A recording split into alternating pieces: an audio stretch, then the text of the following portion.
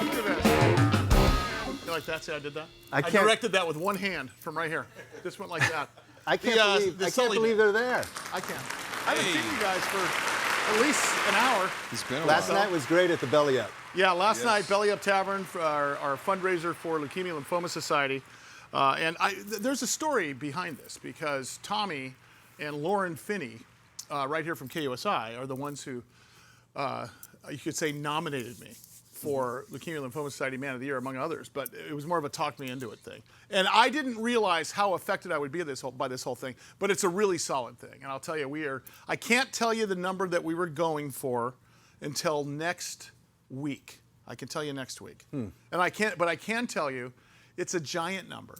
Wow. And we are just super close. Is it over $500? It's over $500.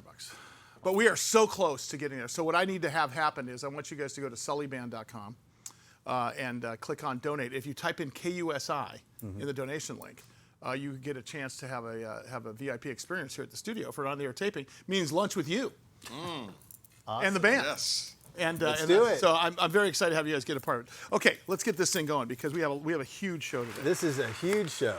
I mean, Ted Lightner's going to be here. Bob Chandler's going to be here. Uncle Teddy's here? Yes. That's great. He's in the green room right now. Okay. But before that, let's bring out our first guest. Okay. Ladies and gentlemen, the co-host of Big Biz, and he's part of the Bam Slam podcast, Mr. Mike Costa. She's a lady.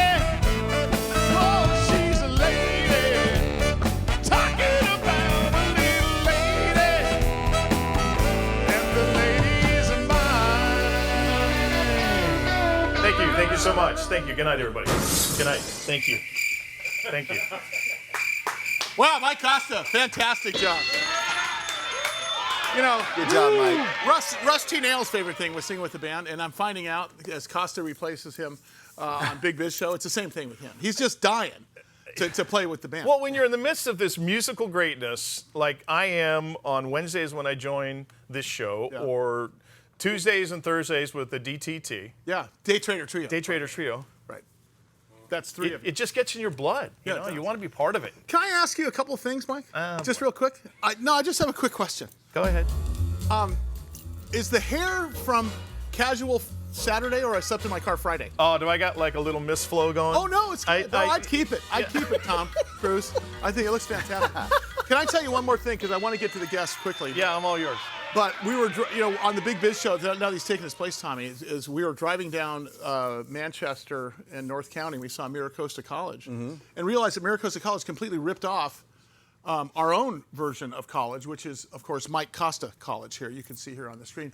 Mike Costa. There it is. Thank God. Yeah. Mike Costa College. What do we call it? High school with ashtrays? Yes. Mike Costa College is like high school with ashtrays. Yeah. I'm going to be late for my class. Yeah, I know. Yeah. What class did you take in, James? Ceramics. Yeah.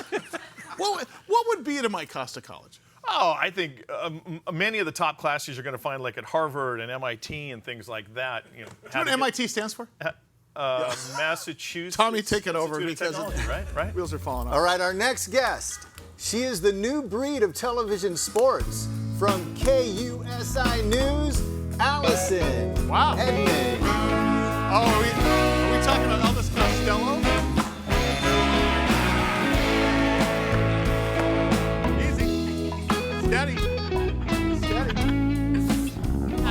Hi, Allison. Hi, guys. Great to How are see you. you? Good to see you. You were in the green room with a couple of legends in this town. I know. I was right? just Isn't that amazing? taking it in, listening to them chat old baseball stories. We had this conversation trying who is the best sideline person, and Allison Edmonds. Right now. well, damn right. She Aside is. from Come on. Allison Edmonds, there's actually a lot of them that are really, really good. Aaron. Aaron Andrews is there you go. absolutely Aaron Andrews, there you go. awesome. So, But I just saw so many bad ones in a row last season. I think that was the problem. Right. And what is she doing there? And it wasn't sexist. It was just you could find a better person, male, female, on the sideline. That's interesting. She's the best. I always said that to her. Someday, that'd be cool. Let's put legend bookends next to her. But the reason why she's there is because she is a Padres big-time fan. Yeah, right. I am. Have you been a Padres? Since you were born and raised here in San Diego, weren't you? Yeah. Are you a Padres fan the whole time? Yeah. I mean, yeah. I feel like it started when I was like 10-ish, from like 10 to now. Yeah. That's it. It's Padres baseball all the time. It's all. Are you sleep, one that breathe stays it. for the whole game? Yes and no. Like, I'll stay if they're winning. I'll stay till like the top of the ninth, just so I don't have to hit traffic. I don't want Wow. traffic. I Like, know, I it's just don't want Are traffic. you a full gamer? No. Never. No. Were you before you were in sports broadcasting? No. No. Three and a half, That's- 4. Yeah. Perfect. Do you leave like before? Do you leave before the final encore at any I concert? leave before the stripes are painted. What are you getting? I mean, I get there super early, and I'll tell you why. Because I'm fortunate enough to have those Lexus seats up in the club. Oh, nice. You know, it's the lounge. They're amazing, by the way. Thank you. But I've never been to my seats, as I only watch the game from the lounge. Oh, okay. Lounge is another word for Bar. Thank you. So I get there and I watch the thing from there, but to get a good seat, you have to get there right when the ballpark opens. It's an hour and a half before first pitch. Definitely. So you sit there and you get a little. Kibitz. I'm just saying, it's a good experience. So. All right, our next guest, he's a legend. He's an icon. Started in television radio here in San Diego in 1961. Graduate of San Diego State College, later to be called San Diego State University, Mr. Bob Chandler.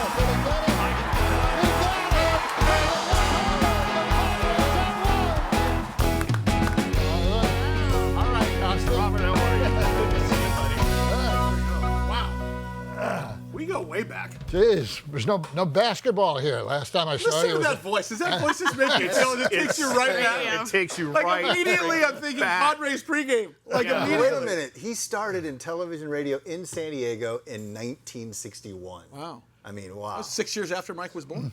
well. Actually, my first paid gig in San Diego in radio and TV Where? was my last year in college at San Diego State, and I broadcast the high school football game of the week in the Grossmont High School District over KUFM-FM, the voice of the foothills in El Cajon, my God. 93.3 megacycles on your FM dial. Okay, wait I got $10 a game.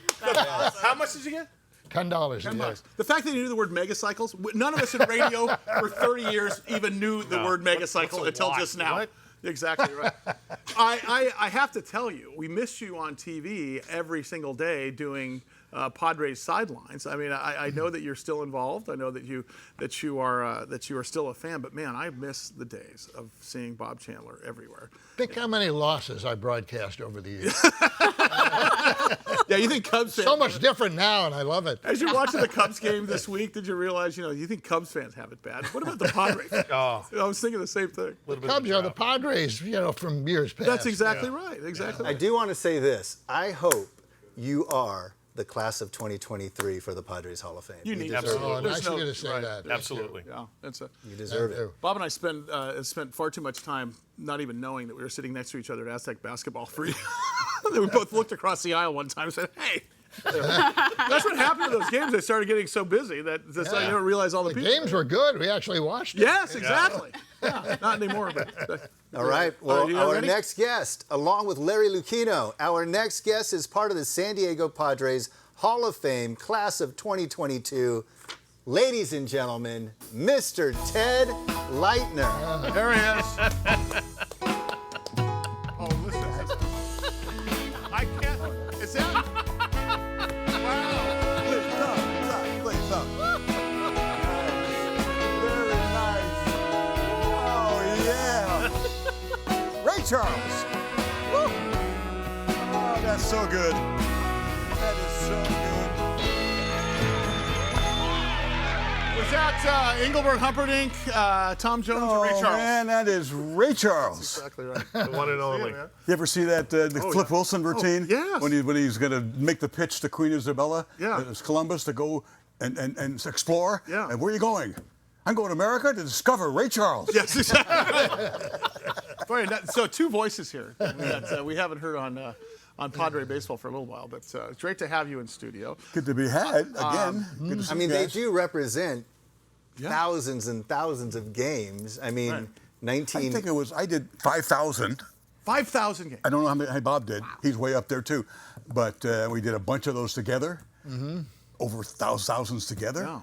And both on radio, on television, on the Cox pay-per-view. Yeah. Right. Back Oh, in the sure. old days for a couple of years. Yep. I worked with Bob on that, and then I worked with Joe Garagiola for 2 years. It was just heaven. 5,000 games. Yeah. And I want to hear, because last time you were on the air, you were talking about when you travel with the team. And that was exciting, and then it wasn't exciting, then it was exciting again, right? Isn't that how you put it? There were some years that were fantastic and some years that were a little rough. Bob and I were just talking about that. You know, when you have a bad team, and we had some bad teams, and it's almost work. Almost. Yeah. Broadcasting is never work. Right. And when it's good, it's like, let's run to the ballpark today. Sure. Let's go at 2 o'clock in the afternoon for a 7 o'clock game. Right. And it's the greatest thing you can have. And I go, when I'm at the ballpark, I go in the booth and talk to Jesse Agler and Tony Gwynn Jr., and I say to them, you know, this is not normal.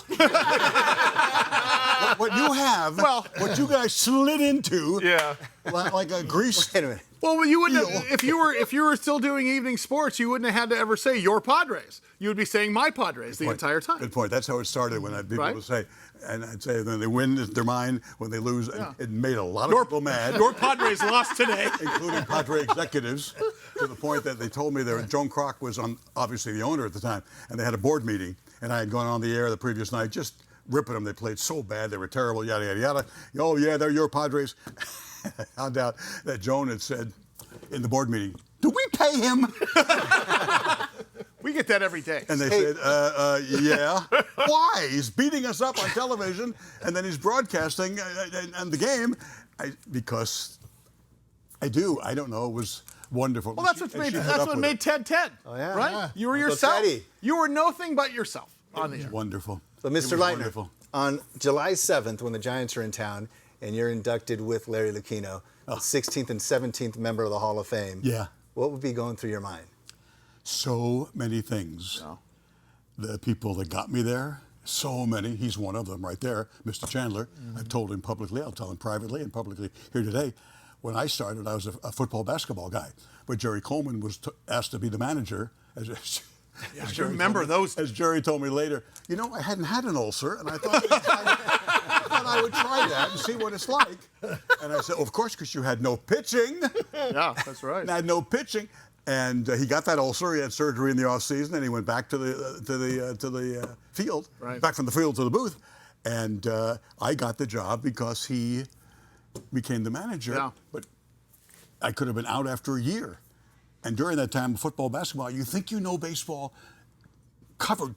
But until you're doing the games, and you're applying the rules in a bang-bang play, obstruction, interference, boom, boom, boom, it takes a while. It takes a while. Right. He would carry me.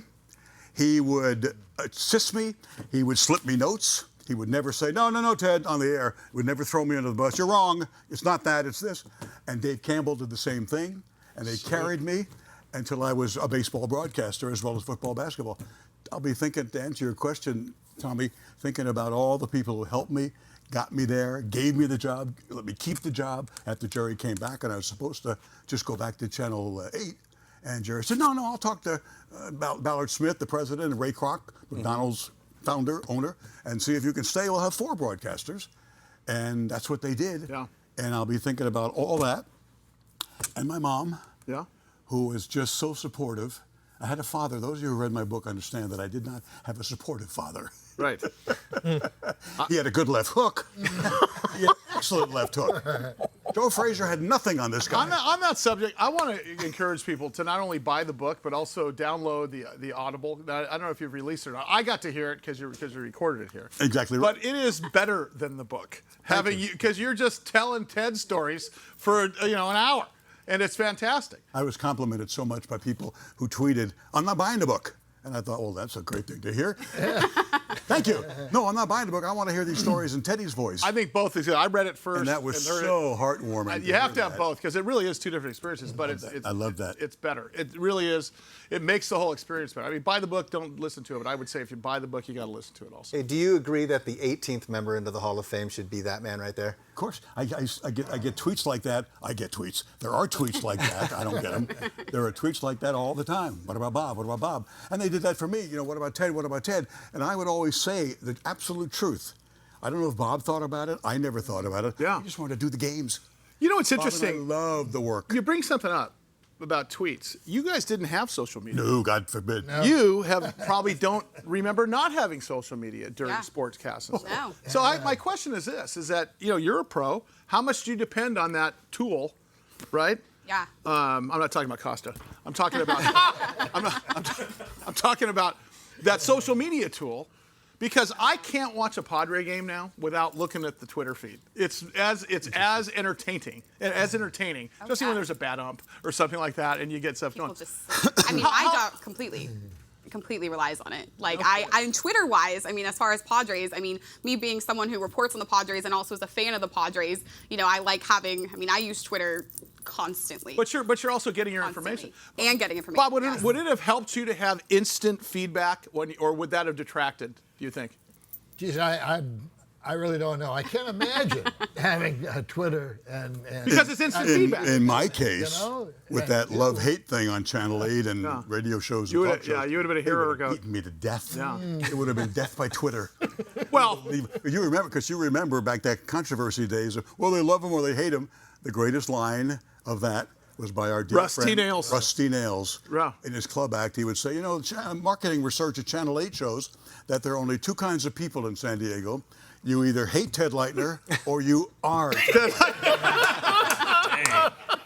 speaking of which, God rest his soul, my partner of 25 years on the air celebrated his 64th birthday this last week. So he was in our thoughts and prayers, and he'll always be a part of this set. But yeah, it was one of the greatest lines ever. I remember when he said it.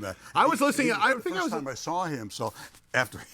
So I wasn't at the club, but somebody said he stayed at the club, and then the first time I saw him at a social, then he kind of, with trepidation. Well, you're Ted Lightner. You're not mad. No, Rusty is the greatest line. Well, on the scale of San Diego media, you had Ted Lightner here, you had Rusty Nails there. Yeah. That was the issue. All right, more on the air is coming up. You got Ted Lightner, Allison Edmonds, Bob. Chandler and I are such buddies. I got stories coming up. And don't forget, Costa. Mike Costa College coming up.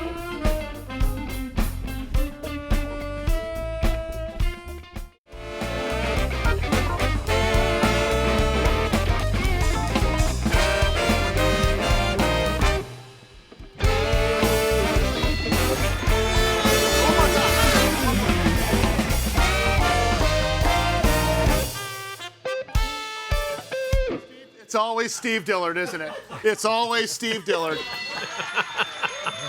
Steve Dillard, by the way, Righteous Brothers, Leonard Skinnard, a couple of garage Paul bands Anka. this week.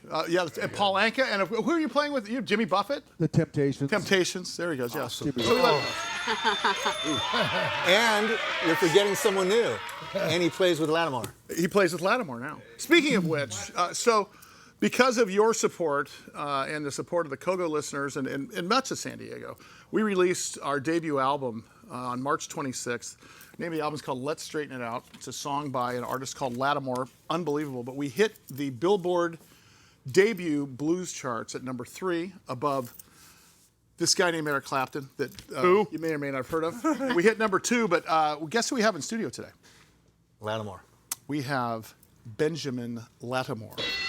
Yes. The artist that made this famous. I sang on this, but I can't touch what this guy can do even to this day. So fantastic stuff. We're going to have him later in the program. And speaking of Hall of Fame, he was inducted into the Blues Hall of Fame in 2017. Yeah, amazing. Good stuff. And he's here in studio. He will be sitting with us here in just a few minutes. But he played with us last night at the Belly Up Tavern, and to a huge success. Apparently, we had a Forbes magazine guy there that was asking questions about Mike's IRS issues. But no, he was covering the band and everything else. It was exciting stuff. So here we Mr. go. Lightner, I love all of your stories. Do you have a cool Bob Chandler story you can tell? Ooh, I'd have to clean it up. No way. The guy's Mr. Rogers. Because he is absolutely Mr. Rogers. That's a great analogy. It is. Oh, I never heard That's that what makes one. the story That's great. good. That's what makes it even better. Yeah, the ballpark. We were on the air, and Bob had been given had a deal with a dealership in San Diego, and they gave him a Toyota Supra, really sharp, really sharp car, the top of the line when it came out that year. I don't know if I don't think they still make it, but they did back then. But then the next year they went to the X something FX, the Toyota FX, which was the total stripped-down model. So we throw to a commercial break on radio, Bob and I, and the guy back at the studio is, like a gas pump. Oh, Didn't mute your mic. that is finger in his ear. He's not listening. He misses the break. We're still on the air. We don't know Very this. dangerous. We don't know this. Oh, boy. So Bob says to me, allegedly during the commercial break, but on the air, you ever see a Toyota FX? I said, no. Well, they gave me a Supra last year, Ted, but they gave me this FX. It's just a piece of. I would pay good money to have that Now piece we of tape. find out later that Pat, his wife, is home with the radio on, and she's hearing this conversation, and then she's like the $6 Million Man. She's running toward the phone in slow motion. Remember the $6 Million Man? Oh my God! So No. fast, they'd go in slow motion. Yeah. Pat's going like that to try to get to the phone to call the radio station and tell them you're on the air. My husband's career is on the line. Oh, my God. That's when a cell phone would have come in handy. Oh, Right. my gosh. Exactly. Along the same lines, a guy we both love and remember is Tommy Jorgensen. Oh, sure. Our producer engineer. And I don't know if you have a cough button on your mic or not, but we had one in the broadcast booth. And it's Do they ever literally, work? If you have They to, work 50-50. if you have Yeah, to cough, like working with you that in press that. it, takes you off the air, and you cough, and you're back on. But, so one day, I'm broadcasting, and Tommy reached over and tapped me on the shoulder. So I pressed the cough button to go off the air and said, "What do you want, you little SOB?" And he looked me right in the eye, said, "Bob, I just wanted to let you know that your cough button is not working." That's exactly right. Exactly. See, we might get in trouble for stuff like that, but Colonel Coleman could do anything. Oh, yeah. Could say anything. And my personal favorite was, and it was just a matter of timing. We didn't have our headphones on during the commercial in between half innings, but they were thrown in the spot set, as they call it. The final commercial was Jerry endorsing Charco Construction. Right. And saying, "This is Jerry Coleman of Charco Construction. They are the best. They come in clean. You don't even know they're there. They're the best in the business. You tell them Jerry Coleman sent you, yada, yada, yada." We don't hear that. We come back on when they say 5 seconds, we put our headphones on, and just for some reason, I say to Jerry when we get back on, ball one, foul out of play. "Jerry, you okay?" "Yeah, why?" "You look tired." "Well, I'll tell you why I'm tired, because they're remodeling the house and there's crap everywhere. The ceiling is coming down in the kitchen, and there's dust everywhere, and we're living out in the garage, Maggie and I. It's driving the saws, so the funny. hammers. It's driving me crazy." That's after the Jerry Coleman commercial. But since it's Jerry, when I hear about this, I go back to the ball game the next day. "What happened?" "Nothing." That's Jerry. They loved him so much, so much. And that was my question. I never finished the answer with Bob and I thinking Hall of Fame. To me, we love to do the game. We love the work more than life itself in play-by-play and broadcast in general. But the idea of Hall of Fames, I always told the writers who asked me and fans, look, if Jerry's the benchmark for popularity, I don't come close. Mm-hmm. None of us come close to Jerry Coleman's popularity. So if that's the benchmark to be in the Padre Hall of Fame, I won't get in, and I'm perfectly satisfied with 41 years of being with the guys and my team and my Padres. I'm fine. So this is totally icing on the cake. Yeah. We love you. I appreciate What it. was your first Padre game? Do you remember? Do you remember what year it was? Oh, Can I you bring know- you back to a gentler time? You know what my first Hold on. Padre game was? Hold on. Ignoring the jeers of the other children on the playground. A very chubby Mike Costa walking through the hallway of San Diego Stadium. Oh, yeah, yeah. Who was pitching? But I have no idea who was pitching. But I'll tell you what I remember. A, there was a streaker that night. B, Ray Kroc got on the PA. It was opening day. Bob will know the year. That was my first. April the 6th, 1974. No, Yeah, that was my first. I used to call Bob the BC, Bob Chandler PC, Bob Chandler personal computer. He Yeah. knows everything. Wow. So- April 6, Everything. 1974. Yeah. That was Ray Kroc's first home game. Yep. in San That was my Diego. first That That Padre was game. Ray's speech. Yeah. And I'm like, Dad, if there's gonna be like naked people every game and the owner's gonna be cussing out the team, I'm a fan for life. So that was my first. The worst ball playing I've ever seen. And then the streaker comes out and Ray on the PA. Get that guy!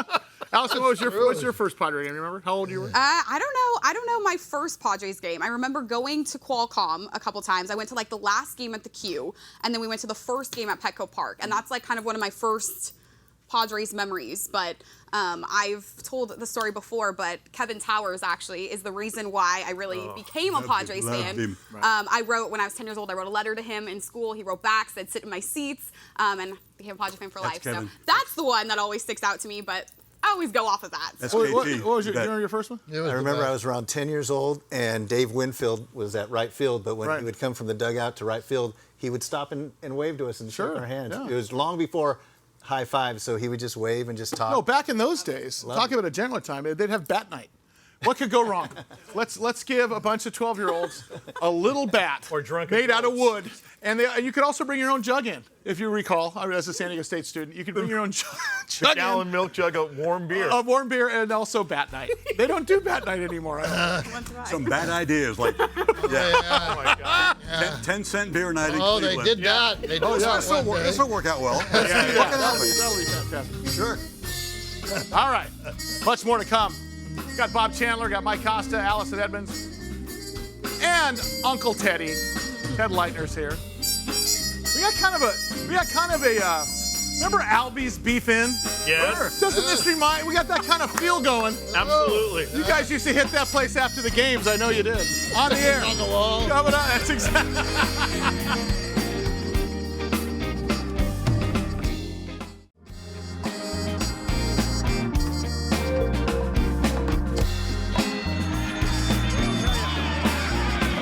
I can't decide whether I brought back the Albie's Beef In, the Hungry Hunter, or maybe the Valley High. After. Wow, take me back. Take me home. All right. Right? We do that on this show. You know, when you used to drive past the Levitt sign. And the Boll Weevil hamburger place. Yeah. you go. Oh yeah. Boll Weevil. Sure. Okay, I got a question. Which was next to what, Ted? Ooh, Do you recall? do not. The Cotton Patch. The Cotton Patch was the original restaurant. It was Yeah. a prime rib restaurant. Yeah. And then the Boll Weevil was their hamburger joint Right. next door, Yeah. right across from the post The office. menu on the tortoise shell. Oh, wow, Walked that's right right. in. Yeah. Burger, cheeseburger, fries. That's the thing. If you grew up in San Diego, you can't help but know these two gentlemen, Bob Chandler and Ted Lightner, were part of our. You guys are part of our upbringing. Now, I was in my 20s when I became a real fan of yours. But you were part of the Padres and part of sports broadcasting my entire life, all my 40 years on this earth. I laugh. Nobody talks. Say why not? I'm going with it. Mathematically challenged. He always is. But you must know. I mean, look. Being a vortex figure on local media and eighth largest market in the U.S., but sort of still a small town. You go to the grocery store, you get recognized. You guys have got to get that all the time. About you bring me back to those days, right? When I was on television, it was every 2 seconds. Yeah. Everywhere. Yeah. And the research showed that 90% of the San Diegans knew who I was. Yeah. When the market researchers for television go out and show in a focus group this Yeah. guy's picture. You know him? Yes. And if they don't know you, you're in big trouble. Yeah. In terms of Especially in keeping that your job. business. You would always win most loved and most hated. Yes. You would, that was Howard awesome. Cosell syndrome.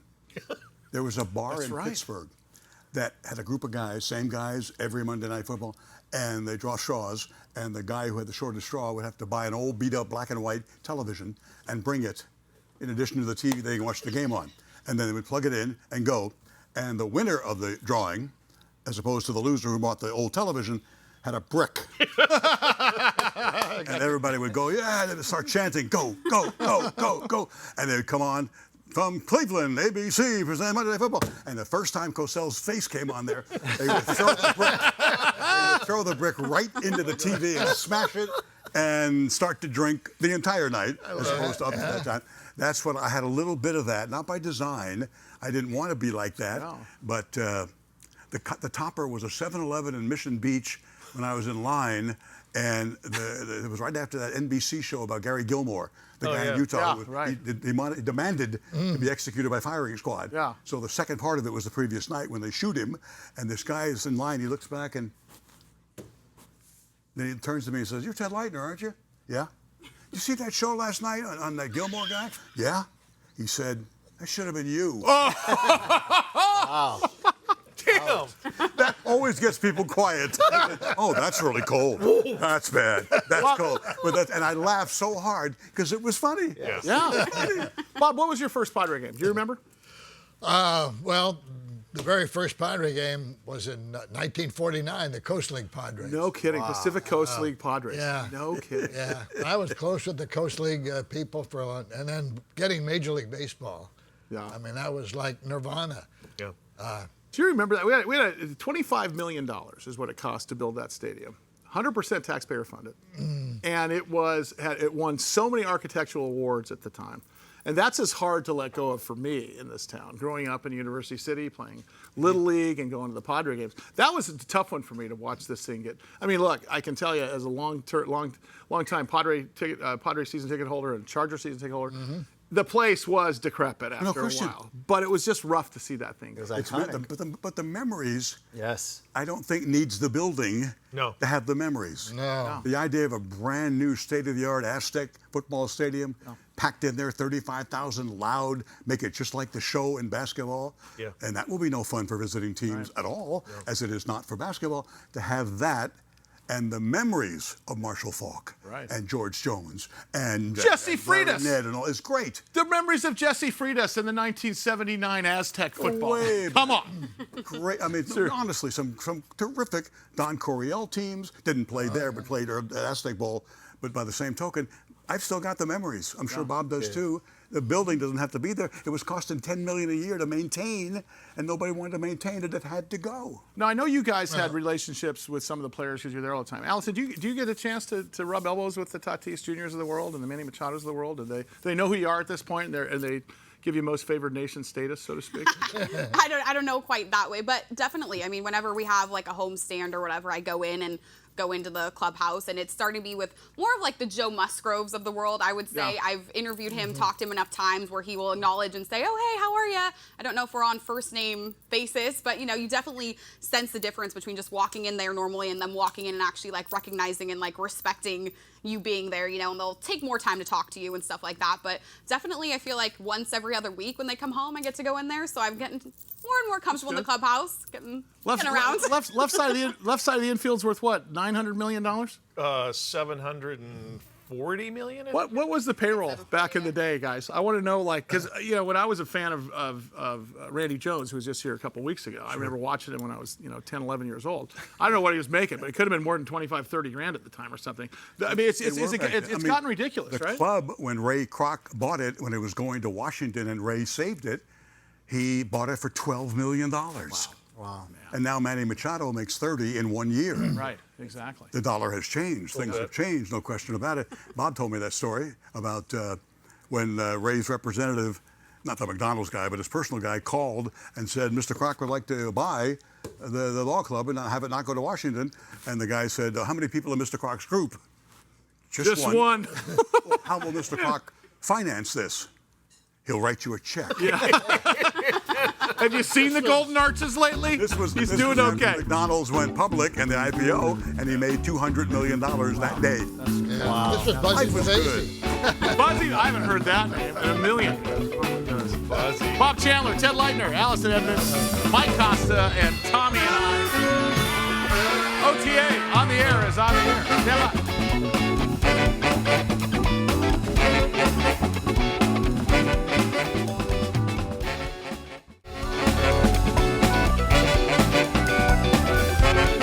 Sully Band.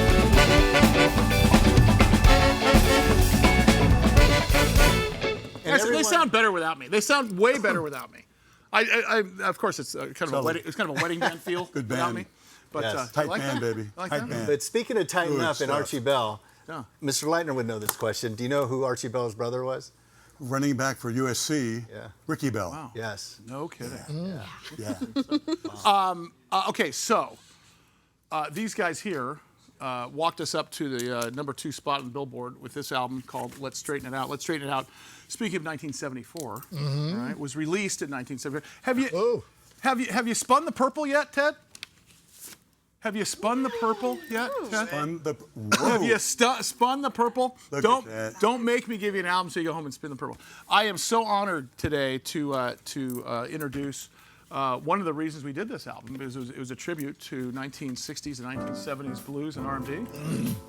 And one of the reasons was Benjamin Latimore, who wrote the whole book on Let's Straighten It Out. And here he is today in studio. Mike. Blues Hall of Famer, legendary recording artist, Yeah. and maybe owner of the best T-shirt I've ever seen in my life. How you doing, sir? Good to see you, man. Thanks for coming. All right. All right.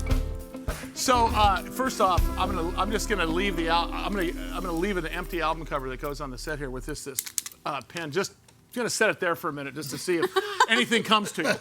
Maybe sign your name or something like that. But it's so great to have you. And part of the show last night was such a success.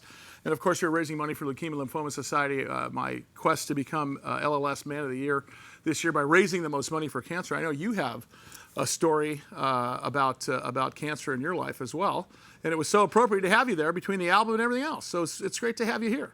Hey, it's good to be here. What? Oh, it's good to be at this age. That's exactly. Well said. Well said. Say that about a lot of us here. Yes. So talk to us about your career in music. How did it start, and when did you know you really hit it? Because obviously that was a big album. Well, I started singing in church, in the Baptist church, in a little small town in Tennessee, about as big as a studio, little small town. And I went from that town to Nashville. I went to Tennessee State in Nashville. And when I didn't make the basketball team, Well, at least I can still sing. I started singing with the guys on the campus, and that was it. You know, the thing, that bug bit me. I had it, and I couldn't turn it loose. And from there on, I did all kinds of stuff. You know, I've sang on demos in Nashville, some country songs, and different songwriters would come in there, and this was the recording center of the world, really, at that time. Yeah. And these guys would come in there and with their songs and do the demos. And they did the demos like a finished record, you know. Oh, I see, yeah. Strings, everything. You know? And I used to sing for these guys. That's why I made a little money on the side there.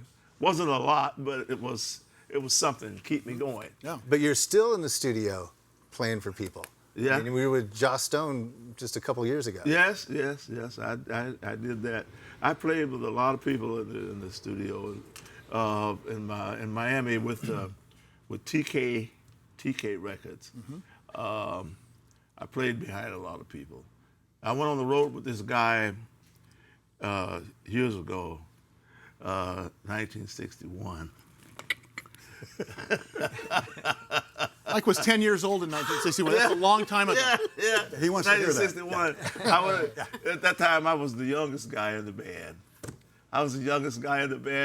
And eventually I became the oldest guy in the band. Yeah. Of course, I went on the road with this guy named Joe Henderson, who had not the jazz Joe Henderson, but this Joe Henderson had a record called Snap Your Fingers. Yeah. Snap your fingers. I remember it. Oh, come running. And I went on the road with him.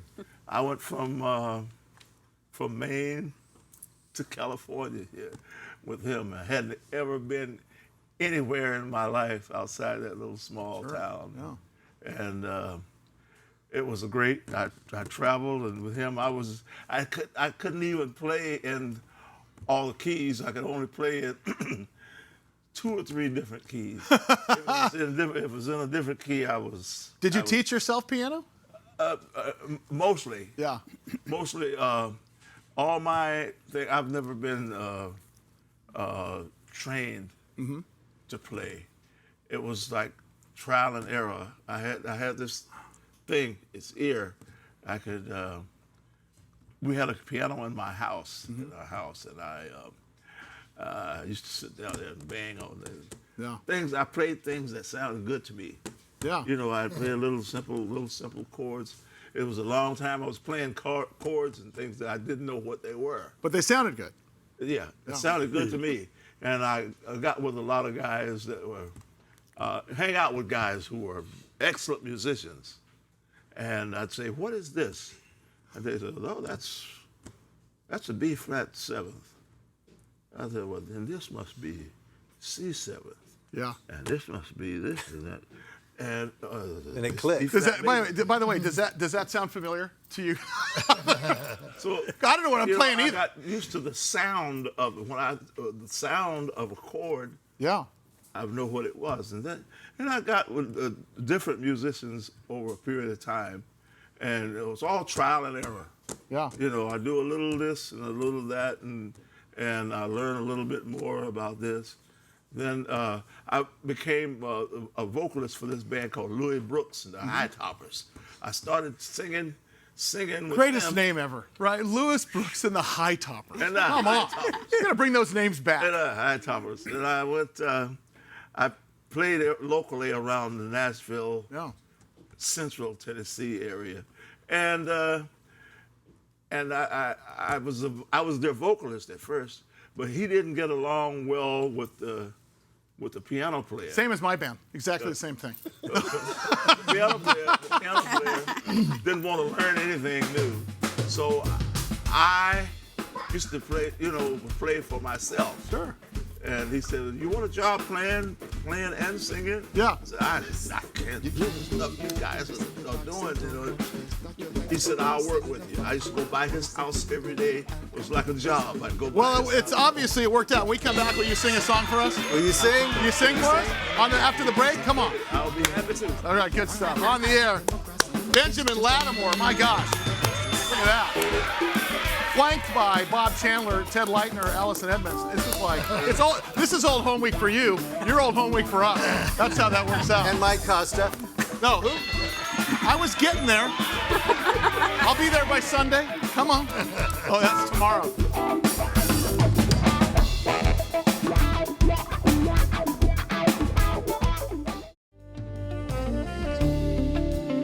Hear that? Do you hear that? Of course. That's the sounds of Latimore and Let's Trade Out. He's gonna play that song for us. And he's gonna play that song in just 1 second. But kids, awesome stuff. Stand right there.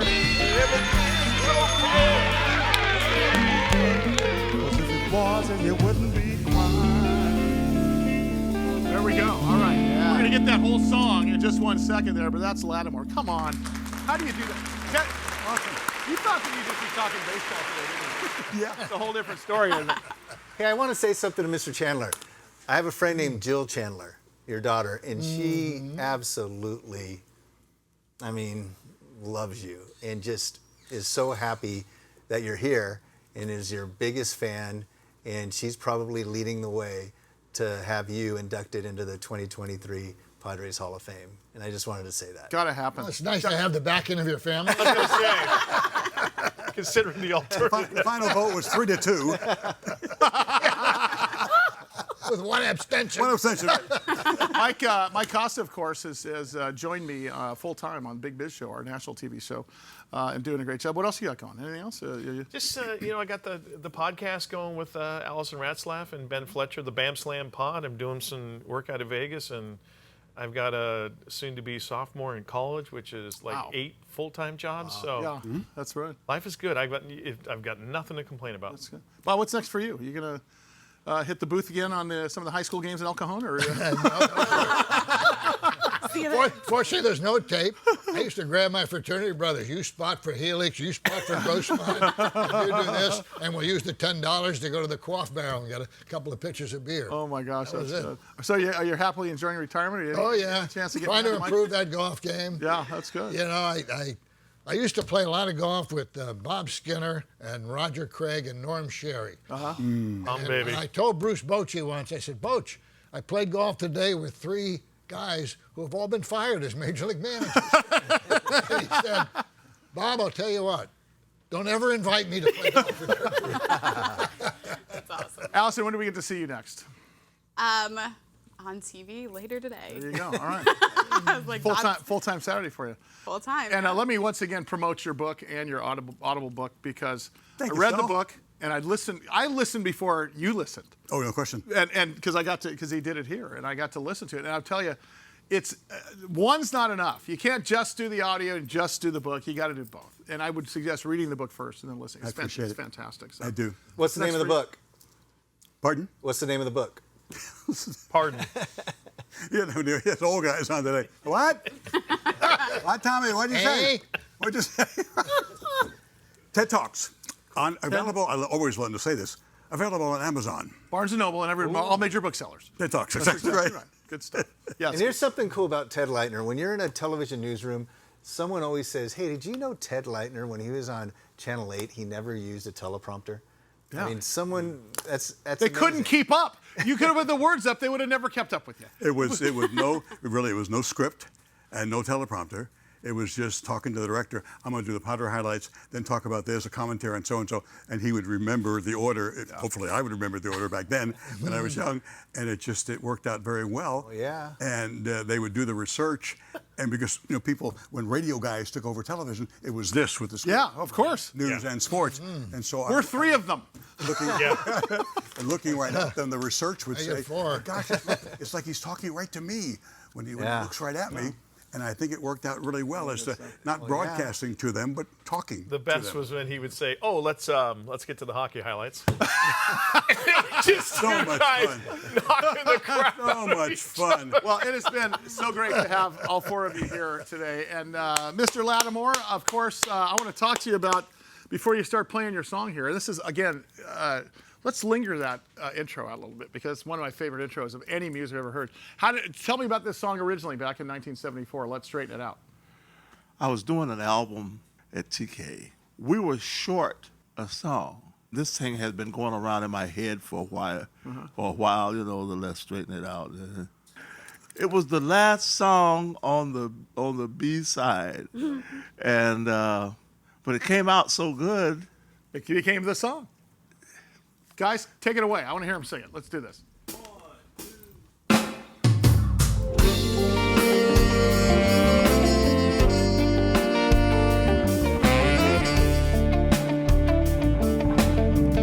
Sit yourself down, girl, and talk to me. Tell me what's on your mind. Don't keep on telling me everything's okay. 'Cause if it wasn't, you wouldn't be crying. You've been tossing and turning in your sleep lately, sitting around pouting all day long. Now how the hell you expect me to understand? Oh, well, I don't even know what's wrong. Let's straighten it out. Hey, man, let's straighten it out. Honey, I want to straighten it out. I want to straighten it out. For the last 5 nights, honey, when we went to bed, I could tell something just wasn't right. You turned your back to me and you covered your head. Oh, you didn't even say goodnight. If you're tired and you don't want to be bothered, babe, say the word and I'll leave you alone. Instead of laying there crying, your eyes on me, you and me ought to be getting it on. Straighten it out. Baby, let's straighten it out. Honey, I want to straighten it out. Oh, that's all I want to do. I want to straighten it out. Straighten it out. Baby, straighten it out.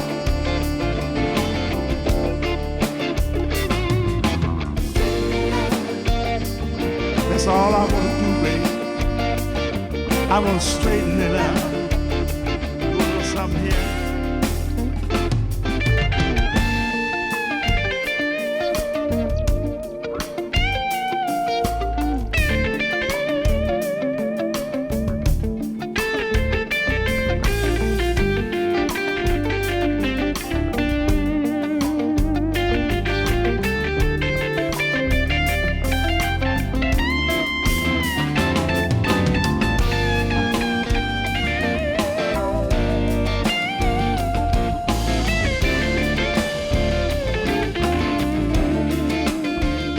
I just want to